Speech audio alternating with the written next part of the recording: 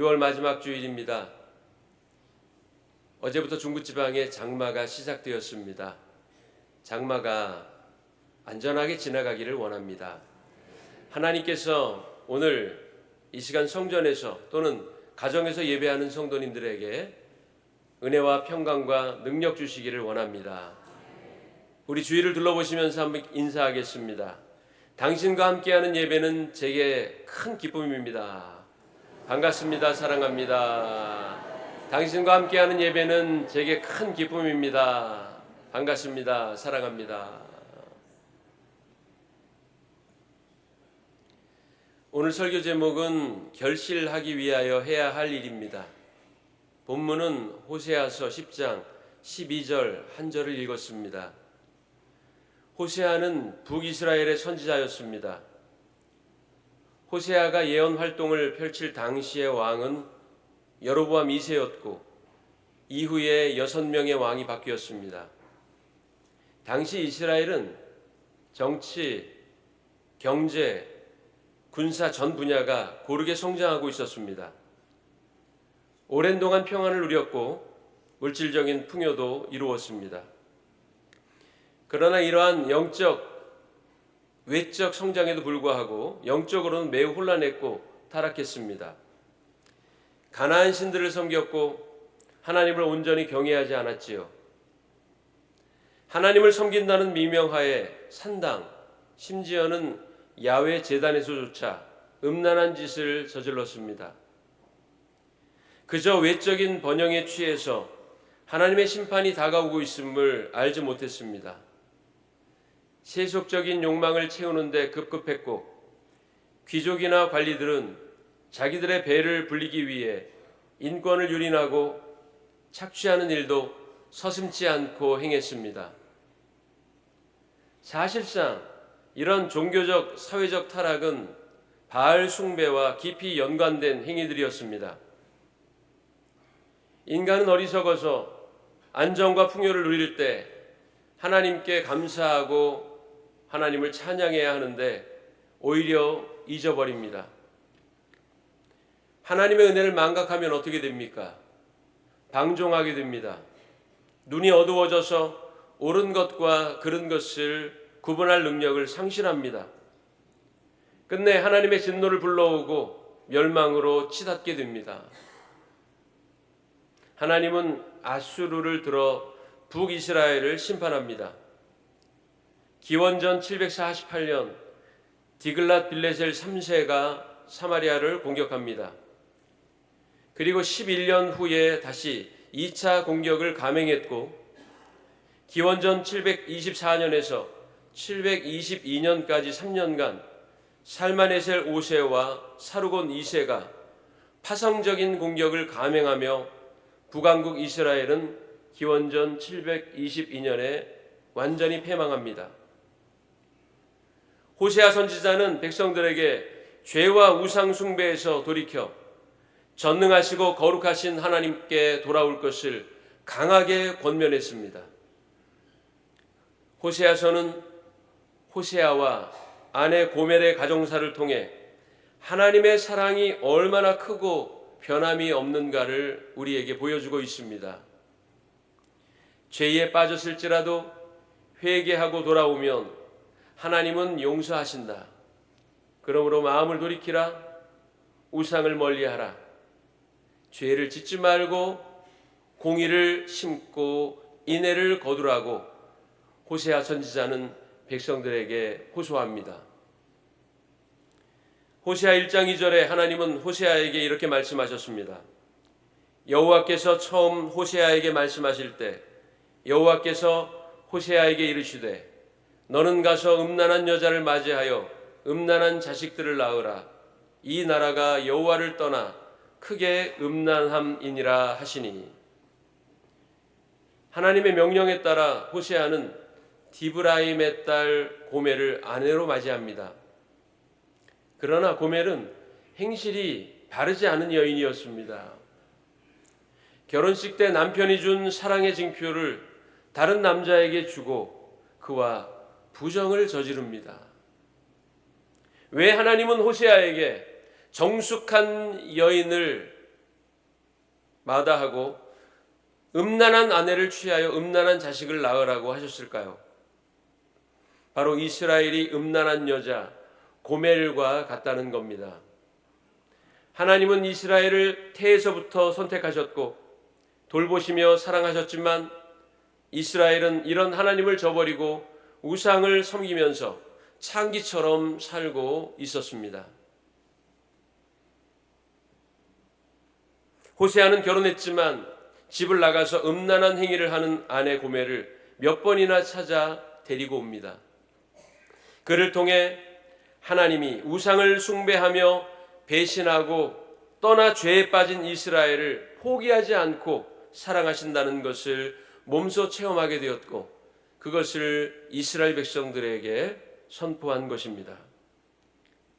호세아 선지자는 자신의 불행한 결혼 생활을 통해 이스라엘의 죄와 하나님의 사랑을 보여주었습니다.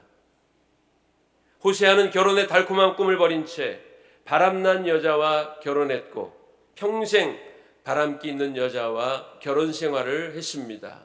큰 고통을 겪었습니다. 그러나 이런 모든 아픔을 감수하고 호세아는 음란한 여인을 거둡니다. 이 결혼 생활을 통해 그는 음란한 이스라엘을 사랑하시는 하나님의 마음을 알게 되었고 이스라엘 백성들에게 알려주고자 한 것입니다. 여러분, 그런 얘기가 있습니다. 행복은 마음 먹기에 달려있다. 궁궐 같은 집에 살아도 마음이 우울하면 그의 삶은 행복할 수 없습니다. 그러나 초가 집에 살아도 마음의 기쁨이 가득하면 행복한 사람입니다. 사람의 마음을 밭이라고 한다면 마음밭에 무엇을 심느냐에 따라 꽃밭이 될 수도 있고 잡초만 무성한 황무지가 될 수도 있습니다. 죄인의 마음은 황무지와 같아서 잡초와 같은 분노와 속이는 기만과 거짓말만 가득합니다. 이런 사람의 인생은 불행할 뿐입니다. 그러나 예수 그리스도를 마음에 모시고 성령의 인도하심을 따라 사는 사람은 기름진 옥토와 같아서 풍성한 열매를 맺게 됩니다. 어떤 사람이 될지는 어떤 마음을 품느냐에 달려 있습니다. 더욱이 신앙인에게는 어떤 믿음을 갖고 있느냐가 인생의 결과의 향방을 결정짓는 가장 중요한 요소입니다. 사도 바울은 로마서 8장 5절 6절에 이렇게 말합니다. 육신을 따르는 자는 육신의 일을, 영을 따르는 자는 영의 일을 생각하나니 육신의 생각은 사망이요 영의 생각은 생명과 평안이니라. 이어 10장 10절에도 사람이 마음으로 믿어 의에 이르고 입으로 시인하여 구원에 이르느니라고 말씀했습니다. 즉 마음과 믿음의 기능이 이만큼 중요하다는 뜻입니다. 오늘 본문에서 호세아 선지자는 묵은 땅을 기경하라고 했습니다. 바꾸어 말하면 너희 황무지와 같은 마음밭을 기경하라는 겁니다. 기경이라는 말은 갈아엎는다라는 뜻입니다. 아무리 기름지고 좋은 옥토라고 해도 매년 갈아엎고 고르지 않으면 쓸모없는 황무지가 되고 맙니다. 씨앗을 심기 전에 땅을 갈아엎고 돌을 골라내야 거기에서 좋은 열매를 맺을 수가 있습니다. 마음밭을 기경하지 않으면 딱딱해서 씨앗을 뿌려도 싹을 내리기가 힘들고 새들이 와서 씨앗을 다 먹어버릴 겁니다. 굳고 황폐한 마음의 밭을 잘 갈아엎어서 말씀의 씨앗을 뿌렸을 때 이내 뿌리가 내리고 싹이 나고 꽃이 피고 거기에서 결실하게 됩니다. 오늘 설교 제목을 통해 여러분들에게 질문을 던집니다. 결실하기 위하여 해야 할 일이 무엇일까요? 결론적으로 말씀드리면 묵은 땅을 갈아엎는 것입니다. 그렇다면 기경해야 할 묵은 땅은 무엇일까요? 첫 번째, 딱딱하게 굳어진 땅입니다. 딱딱하기에 씨앗이 떨어져도 뿌리를 내리기가 힘들어요.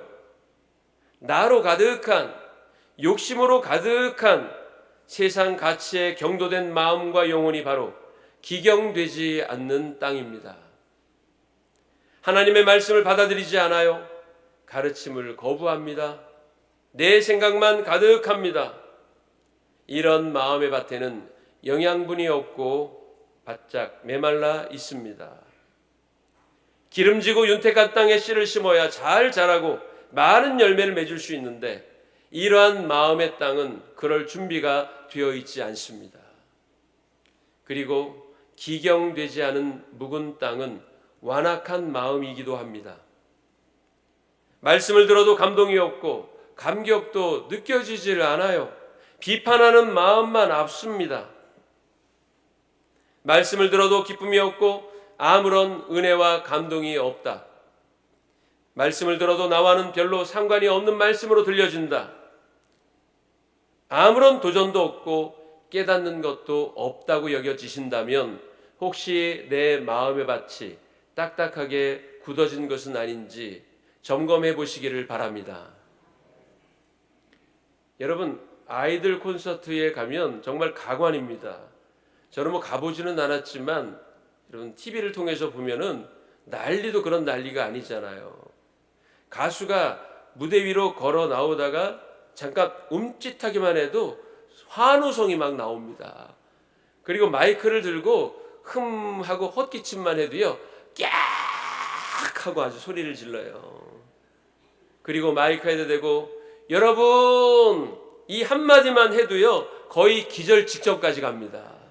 아주 광란의 도가니가 되지요. 그런데 제가 설교단에 서서 하고 헛기침을 한다고 깍 하고 소리 지르는 성도는 없더라고요.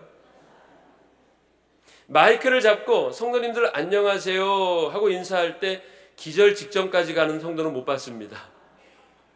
제가 오늘 설교 끝날 때쯤 기절하시는 분이 몇 분 계신지 한번 제가 한번 세보려고 그래요. 굳은 마음을 부드러운 마음으로 기경하시기를 바랍니다. 두 번째, 기경되지 않는 땅은 잡초와 벌레가 무성한 땅입니다. 이것은 근심과 걱정이 마음에 가득한 것을 말해요. 제가 부임한 6월 2일 주일에 축하분이 10여 개가 왔습니다. 그리고 다음 주 일에 취임 감사 예배를 한다고 했더니 벌써 화분이 몇 개가 도착을 했더라고요. 사실 축하 화분은 행사를 위한 것이기 때문에 그런지 나무는 괜찮은데 흙이 깊지 않습니다. 그리고 심지어는 얇게 도포된 흙 아래 스티로폼 등을 잔뜩 넣어가지고 마감하는 경우도 참 많습니다. 그렇기에 지력이 약합니다. 양분을 흡수하는 양도 상대적으로 부족해지게 되지요. 그래서 화초는 건강한 생장을 이루지 못하고 벌레들이 많이 끼게 돼요. 응애벌레, 솜깍지벌레, 총채벌레, 진딧물, 개각층 이러한 해충이 이파리나 줄기에 붙어서 그 식물의 영양소를 쪽쪽 빨아먹습니다. 결국은 식물이 말라 죽어버리게 되겠지요. 잡초와 벌레가 많으면 제대로 성장할 수 없습니다. 잡초와 벌레에게 영양분을 다 빼앗기기 때문입니다. 그렇다면 잡초는 무엇을 뜻할까요? 근심과 걱정을 뜻합니다. 벌레는 마귀의 시험과 유혹을 의미합니다. 무엇을 먹을까? 무엇을 입을까? 염려하지 말라고 예수님 말씀하셨어요. 이런 염려는 주의 자녀가 하는 것이 아닌 이방인이 하는 것이라고 예수님 말씀하시며 너희는 무엇을 먹을까 하지 말라. 공중의 새를 보라. 농사하지 않지만 천부께서 먹이시지 않느냐. 들에 핀 백합화를 보라. 길상하지 않지만 솔로몬의 영광으로도 이 꽃만큼 아름다운 옷을 지어 입은 적이 없다. 이렇게 예수님이 말씀하셨습니다. 사단은 어떻게 해서든 여러분 마음에 파고들어 근심과 걱정의 잡초를 뿌릴 것입니다. 줄기와 이파리, 꽃잎에 기생하며 하나님의 은혜를 다 도둑질할 겁니다. 여러분 이 시간 걱정 근심 다 주님께 맡기시기를 원합니다. 사도 바울은 빌립보 4장 6절 7절에서 이렇게 말씀하고 있습니다. 아무것도 염려하지 말고 다만 모든 일에 기도와 간구로 너희 구할 것을 감사함으로 하나님께 아뢰라. 그리하면 모든 지각에 뛰어난 하나님의 평강이 그리스도 예수 안에서 너희 마음과 생각을 지키시리라. 여러분, 염려 걱정 근심 다 버리고 주님을 신뢰하시기를 원합니다. 세 번째, 기경되지 않는 땅은 메말라 있는 땅입니다. 심령의 메마름은 무엇을 의미할까요? 불평불만을 뜻합니다. 매사에 부정적인 생각만 가득해요.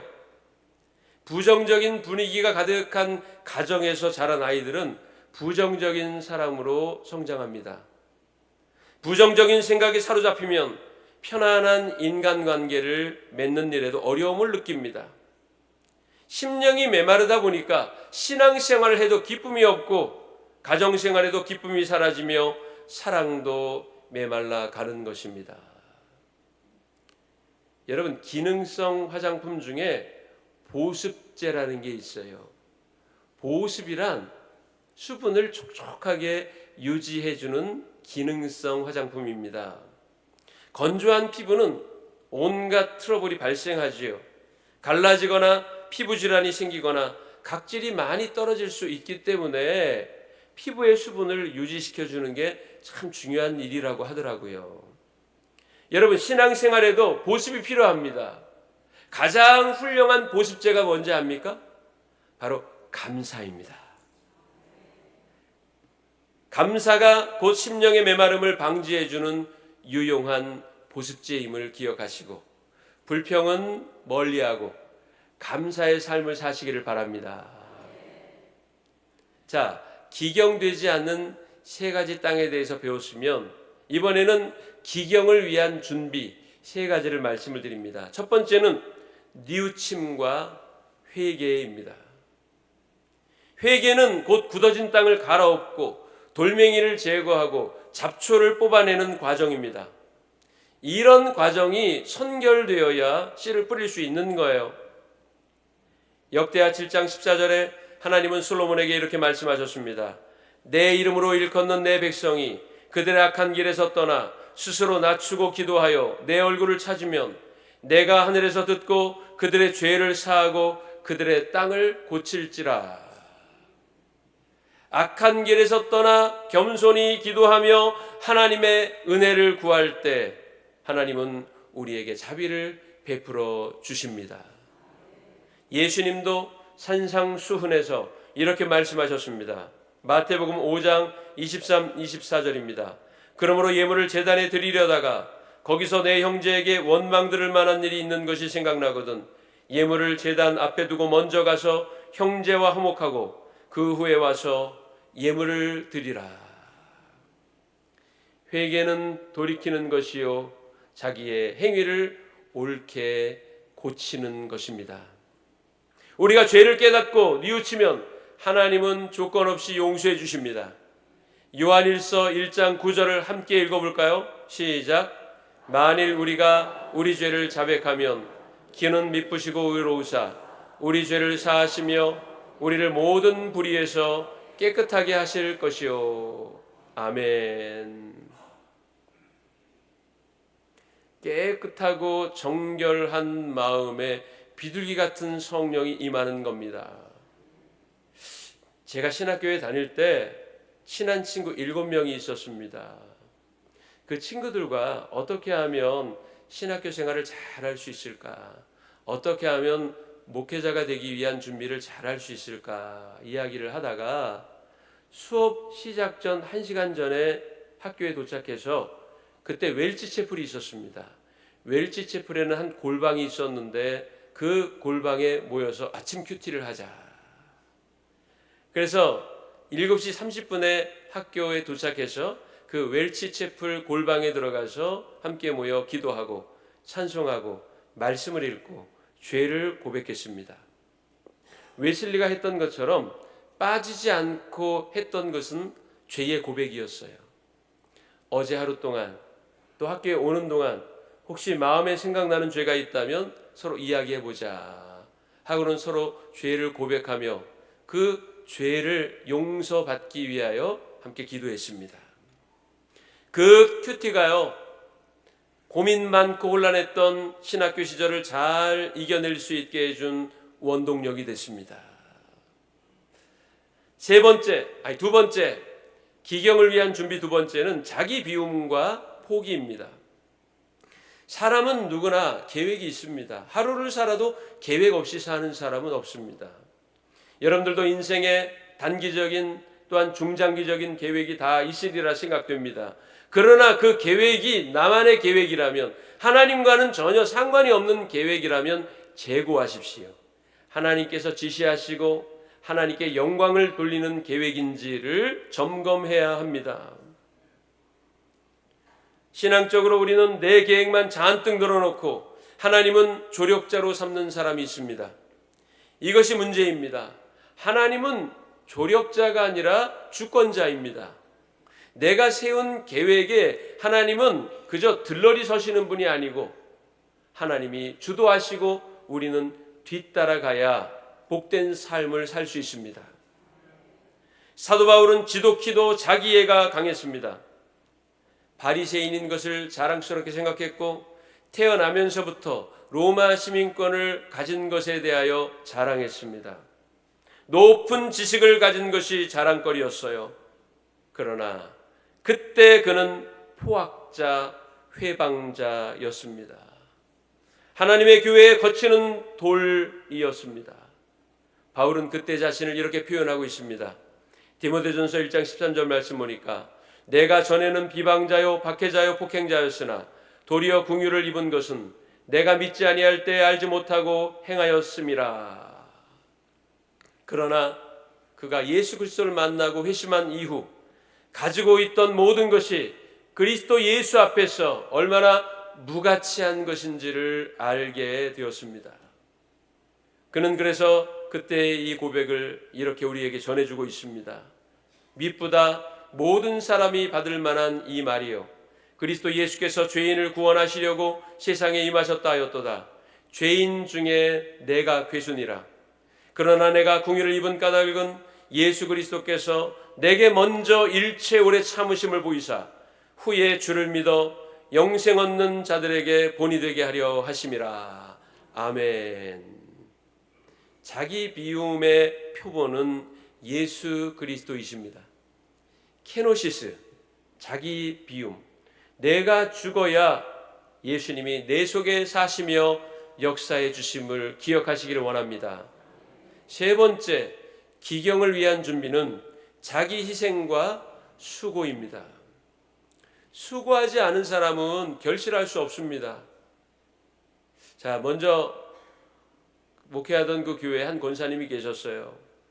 그 권사님은 선산이 있었고 그 선산에는 많은 밤나무가 있어서 가을이면 수확한 밤을 한 자루씩 가져다 주시곤 했습니다. 그리고 교인들이 원하면 팔기도 하셨어요. 그런데 봄에 저한테 와서 이렇게 말씀하시더라고요. 목사님, 봄이 되면 참 바빠집니다. 몇 주 교회에 못 나올 수도 있어요. 아니, 권사님 왜 그래요? 선산에 내려가서 밤나무를 좀 돌봐야 됩니다. 제가 그래서 이렇게 물었습니다. 아니, 밤나무는 그냥 두면 밤이 열리는 거 아니에요? 돌봐줘야 됩니까? 그랬더니 목사님 모르는 소리 하시네요. 밤나무가 그냥 놔둬도 밤이 열리기는 하지만 상품 가치가 떨어집니다. 벌레도 잡아주고 약도 치고 필요 없는 가지도 가지치기를 해줘야 상품성 있는 밤을 얻을 수가 있는 겁니다. 여러분, 저는 그냥 기다리면 좋은 밤이 맺히는 줄 알았어요. 그런데 아니더군요. 밤나무도 잘 돌봐야 밤이 탐스럽게 열린다면 신앙의 열매를 맺기 위하여 아무 노력도 안 한다는 건 놀부심보나 다름이 없는 겁니다. 여러분, 예배 열심히 나오시기를 바랍니다. 쉬지 말고 기도하시기 바랍니다. 소그룹 속회도 잘 모이시고 봉사도 하시고 전도도 열심히 하시고 아멘도 열심히 하시기 바랍니다. 아멘을 안 해서 제가 얘기한 거예요. 이런 자기 희생과 수고를 통해 여러분의 마음의 밭, 영적인 영토가 기름지게 변하고 좋은 열매를 맺게 될 것입니다. 할렐루야. 그러면 오늘 큰 3번, 세 번째로 기경하기 위한 도구가 무엇일까요? 첫 번째는 말씀입니다. 사람의 마음은 세상 것으로는, 철학과 학문으로는 기경될 수 없습니다. 오직 하나님의 말씀만이 그 딱딱해지고 굳어진 마음을 갈아엎을 수 있는 능력입니다. 하나님의 말씀은 좌우의 날선 어떤 검보다도 예리하다고 말씀했습니다. 완악한 심령을 부수는 방망이와 같고 뒤덮은 잡초들을 태워버리는 불꽃과 같습니다. 여러분, 하나님의 말씀을 마음속에 두시기 바랍니다. 두 번째는 사랑입니다. 미국 보스턴의 한 정신병원에 애니라는 소녀가 입원해 있었습니다. 소녀는 갑자기 사람들을 공격하는 정서불안 증세를 보였습니다. 의사는 이 소녀에게 치유가 불가능하다고 진단했습니다. 애니에게 사랑을 베푸는 사람은 아무도 없었고 부모마저도 이 소녀를 찾지 않았습니다. 그런데 이 병원에 한 나이 많은 간호사가 있었습니다. 그녀는 매일 과자를 들고 애니를 찾아와 위로해 주었습니다. 애니야, 너를 사랑한단다. 애니야, 하나님이 너를 무척 사랑하신단다.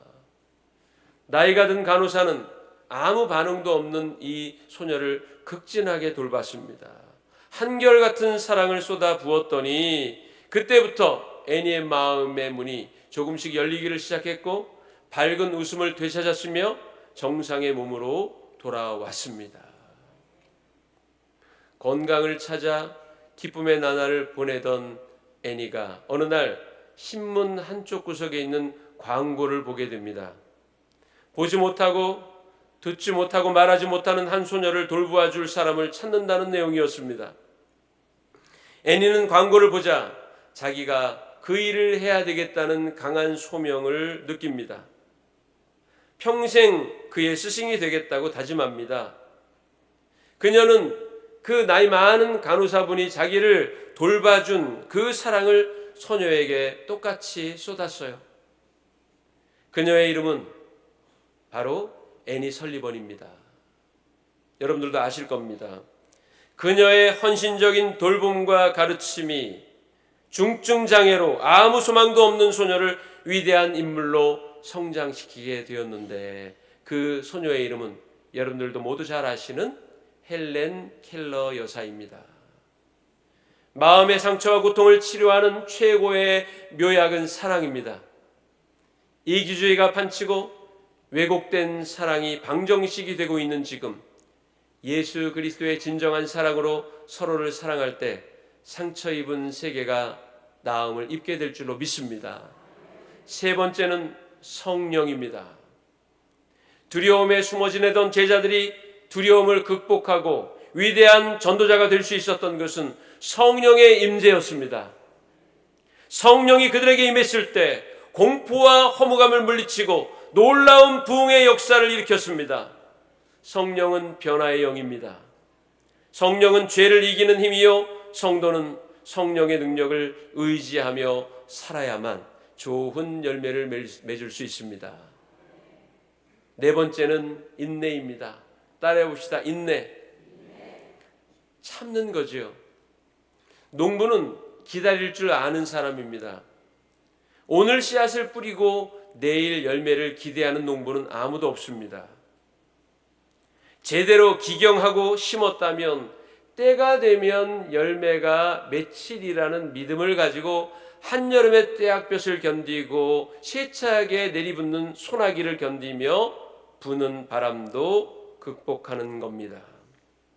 삼양교회 성도 여러분, 기다림의 시간을 즐기시기를 바랍니다. 혹시 오랜 동안 기도한 것이 아직 응답이 없습니까? 하나님 앞에 간절히 매달리고 있는 것이 아직 열매를 얻지 못했습니까?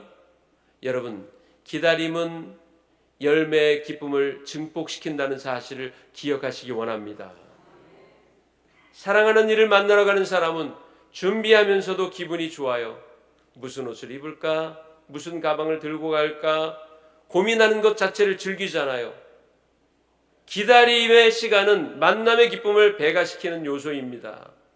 주께서 여러분들에게 비전을 허락하셨다면 그 비전을 온전히 이루실 때까지 인내하며 기다리십시오.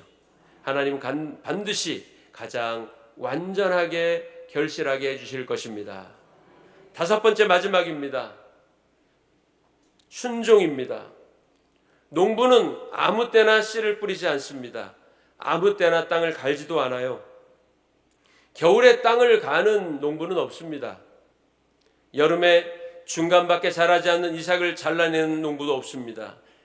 농부는 하나님이 정하신 때를 기다리며 땀 흘리는 겁니다. 그것이 순종입니다. 내 시간, 내 계획표를 주장하는 것이 아니라 하나님의 시간, 하나님의 계획표대로 사는 것. 밭을 갈아야 할 때는 밭을 갈고 걸음을 주어야 할 때는 걸음을 주며 거두어야 할 때가 되면 거두는 것. 바로 그것이 순종의 삶입니다. 이제 말씀을 마칩니다. 사명교회 모든 성도가 묵은 땅을 잘 기경하며 풍성한 열매를 맺으시기를 원합니다. 한 주간도 주님의 도우심과 은혜로 승리하시기를 원합니다. 주님이 주도하시고 나는 뒤따라가며 하나님께서 허락하신 놀랍고 풍성한 은혜를 얻고 사는 사명교회 성도들이 되시기를 주의 이름으로 간절히 축원합니다.